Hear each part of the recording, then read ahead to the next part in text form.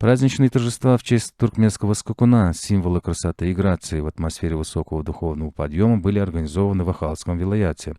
Мероприятие сопровождалось вдохновенными музыкально-песенными и танцевальными выступлениями работников культуры и искусства, приумножившими праздничное настроение соотечественников. В выступлениях фольклорных коллективов нашли отражение национальной ценности и традиции, созданной народом на протяжении тысячелетий. Продемонстрированная девушками и женщинами техника создания изделий ручной работы, обряд умме, придали неповторимый национальный колорит праздничной площади, раскинувшейся в прекрасном уголке природы.